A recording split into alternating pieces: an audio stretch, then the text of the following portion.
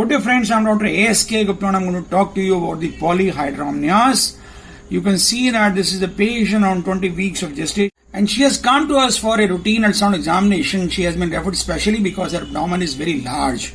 And when we see this patient, we find that she is having a Polyhydramnios. What is Polyhydramnios? Usually the single depth of the amniotic fluid, maximum depth of the amniotic fluid is not more than 8 centimeters, but here we find that the single vertical pocket depth is more than 12 millimeters. It means it is much more than the 8 millimeters. Similarly, the Polyhydramnios can be classified into mild, moderate or severe depending upon the single largest vertical depth of the amniotic fluid. In case the single largest vertical pocket depth is more than 8 centimeters but less than 11, then it will be called as a mild Polyhydramnios. If it is more than 12 centimeters but less than 15 centimeters, then it is moderate Polyhydramnios. But in case it is more than 15 centimeters, then it will be called as severe Polyhydramnios. Usually the amniotic fluid index is less than 25. In case the AFI is 25 to 30, it is a mild Polyhydramnios. In case it is more than 30 to less than 35, then it is called as a moderate Polyhydramnios.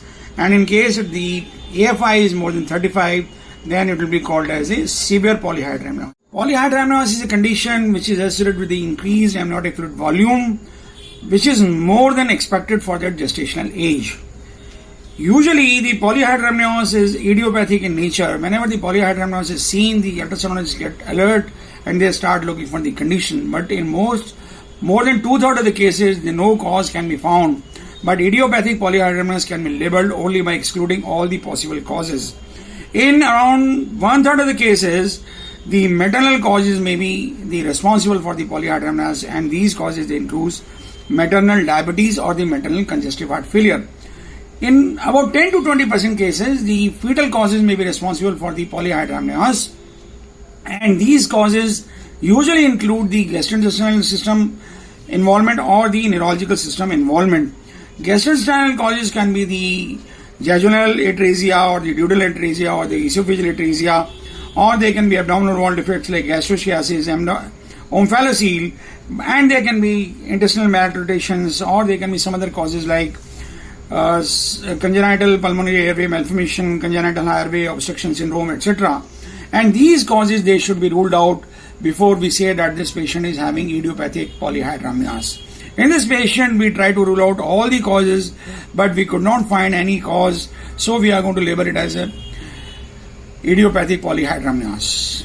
Polyhydramnios can be associated with the hydrops fetalis, but here we find that there is no hydrops fetalis, there is no hydrocephalus, there is no neurological deficit, that there is no spina bifida defect, or there is no cranial defect, so it is likely to be a Polyhydramnios of the idiopathic origin.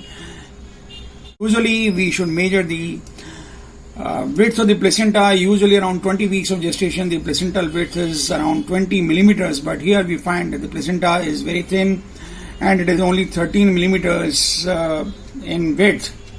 Here you can see that the gastric bubble is normal and single, and there is no structural heart defect, so it is quite unlikely that the fetus is having gastric outlet obstruction or the congenital structural heart defect. We try to look for the ductus venosus flow, and we found that the ductus venosus flow is normal. There is no spina bifida defect, and the spine is normal looking, and similarly the cranium was normal looking. So we are going to label it as a idiopathic Polyhydramnios. In case you like our video, please do subscribe to our channel. Do not forget to press the like button and share the video among large number of our friends so that maximum number of people can be benefited. Thank you very much.